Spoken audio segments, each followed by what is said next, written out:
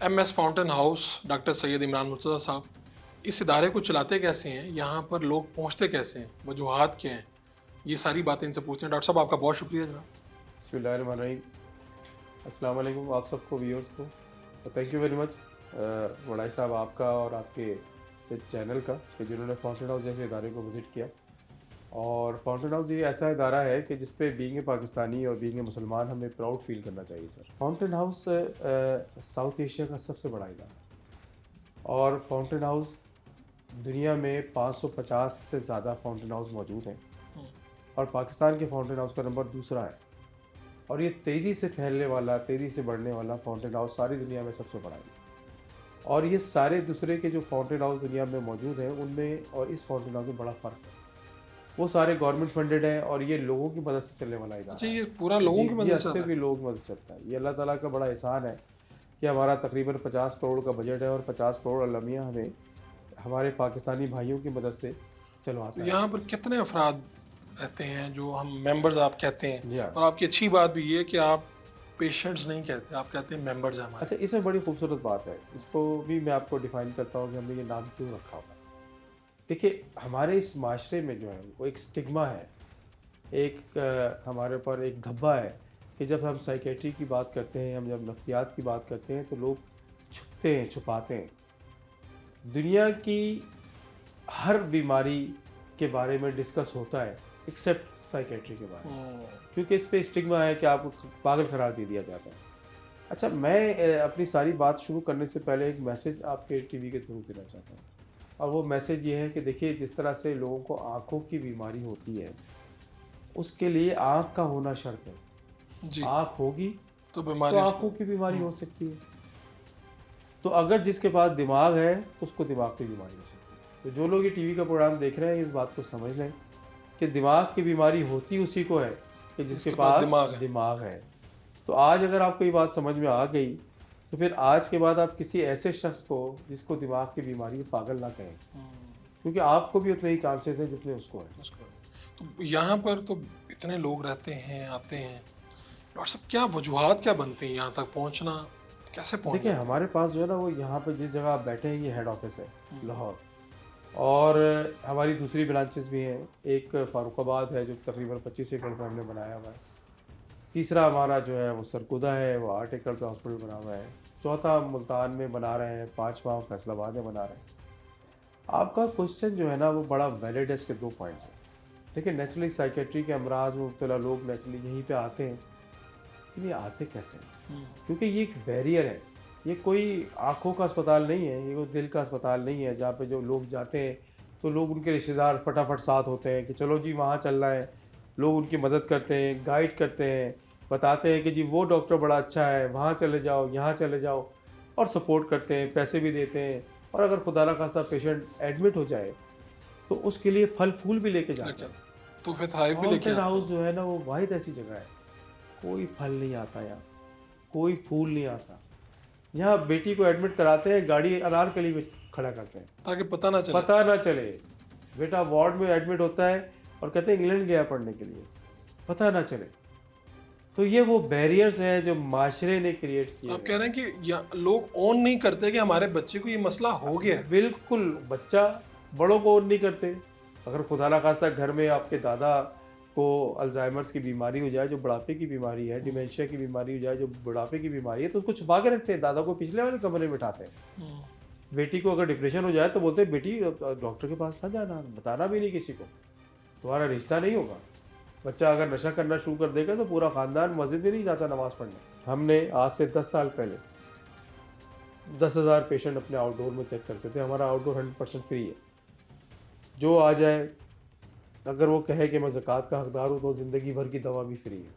ठीक है। अगर जो शख्स ये कह दे कि जी मैं इसके मेरे भाई को एडमिट करना है और मेरे पास 5,000 रुपये हैं तो हम 5,000 में भी एडमिट कर लेंगे, लेकिन शर्त यही है कि ज़कात का हकदार होना चाहिए। 1,25,000 से ज़्यादा पेशेंट हमने पिछले साल चेक किए। 10 साल पहले 10,000 चेक किए, इस साल हमने 1,25,000 चेक किए। ये ग्राफ इंतहाई तेज़ी से फैल रहा है।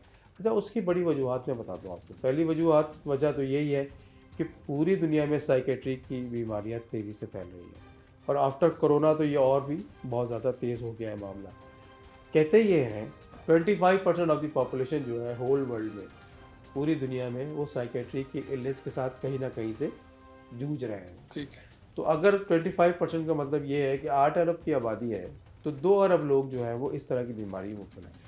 लेकिन फिर वही बदकिस्मती है, चाहे वो अमेरिका हो, चाहे वो सऊदी अरब हो, चाहे वो पाकिस्तानी हो, साइकेट्रिस्ट के पास जाना स्टिग्मा करार दिया जाता है। फिर हमारा जैसा माशरा कि जहाँ पे शुभ शुभ बाबा मौजूद हैं, वहाँ पे जादू और तावीज़ लोग और दूसरी तरफ देख रहे होते हैं बजाय दंगा, डॉक्टर के पास ये जाने के। बड़ा एक पॉजिटिव असर करता है हमारे माशरे पे, और इनकी बड़ी एक स्ट्रेंथ है और लोग इनके पास जाना पसंद करते हैं।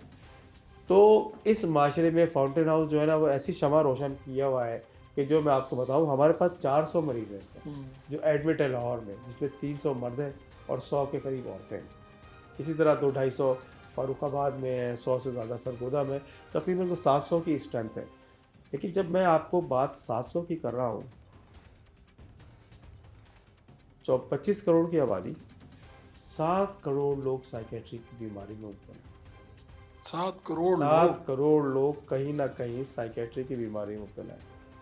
और टोटल पूरे पाकिस्तान में जो बेड्स अवेलेबल है वो कुछ हज़ार होंगे, कुछ हज़ार पूरे पाकिस्तान में।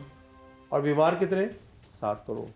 अच्छा, सबको तो एडमिशन की ज़रूरत नहीं पड़ती, लेकिन जिनको एडमिशन की ज़रूरत पड़ती है वो कहाँ जाए? एक बीमारी है जिसके सबसे ज़्यादा पेशेंट हमारे पास है, इसको कहते हैं स्किज़ोफ्रेनिया, शीज़ोफ्रेनिया या मालफोलिया। ये पूरी दुनिया में 1 to 2% होता है। अगर पाकिस्तान की आबादी 25 करोड़ है, जबकि मैं इस पर एग्री नहीं करता, कहीं ज़्यादा है इससे। ठीक है।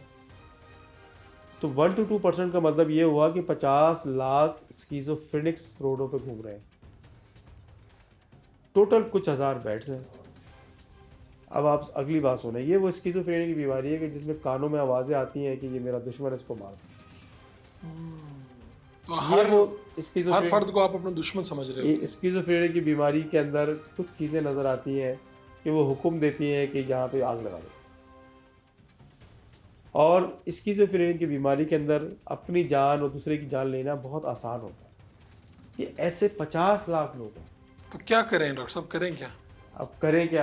करना क्या है कि जिस तेज़ी के साथ साइकेट्री के अमराज बढ़ते जा रहे हैं, हर बंदे को आप एडमिट नहीं कर सकते। महंगा इलाज है और बहुत महंगा इलाज है। देखिए, मैं ही समझता हूँ कि सबसे इम्पॉर्टेंट चीज़ जो है वो 2 जगह है।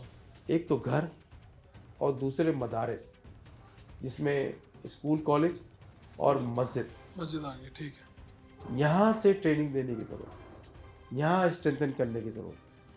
घर के अंदर एक अच्छा माशरा क्रिएट करने की ज़रूरत है। और फिर जब अगर खुदा न खास्ता वहाँ पे साइकेट्री की इलनेस आ जाए तो फौरी तौर पे डॉक्टर के पास जाने की ज़रूरत है।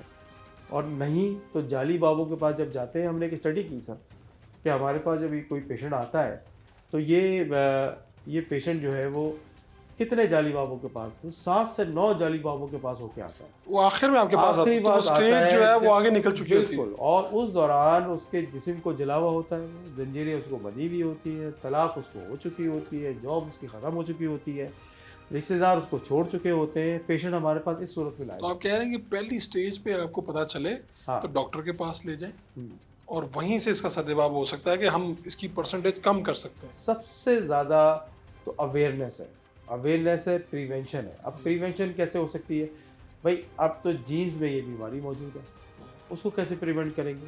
लेकिन जब जीन्स में ये मौजूद है तो फिर आपने एटमॉस्फेयर इतना अच्छा रखना है, हेल्दी रखना है कि जहाँ पे फैमिली एक दूसरे के साथ जुड़ी हुई है।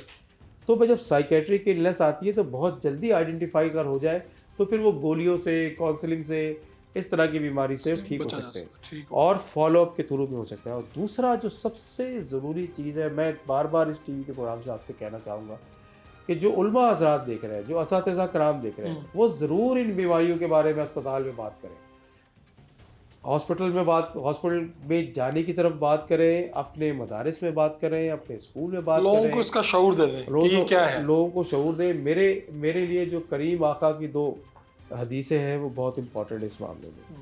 करीम आका सल्लल्लाहु अलैहि वसल्लम की एक हदीस कि बीमारों की तीमारदारी करो। तो ऐसे अस्पतालों को ज़रूर विज़िट करें। ठीक है। जब आप विज़िट करेंगे तो आपको अंदाज़ा हो जाएगा कि साइकेट्रिक इलनेस कैसी है।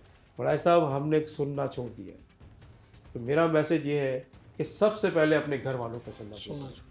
और सबसे पहले अपने उस कमरे में सुनना शुरू करें जिस कमरे में आप रहते हैं। मियाँ बीवी एक दूसरे को सुने, बच्चे एक दूसरे को सुने, माँ बाप की सुने, माँ बाप अपने माँ बाप की सुने, एक दूसरे को टाइम दें। जब आप टाइम देंगे तो अगर खुदा ना खास्ता कोई बीमारी, कोई अजाब, कोई मसाइल, कोई इम्तिहान आ रहा होगा तो आपको जल्दी पता चल जाएगा। नहीं तो मोहल्ले वाले बताएंगे कि तुम्हारा बच्चा नशा करता है,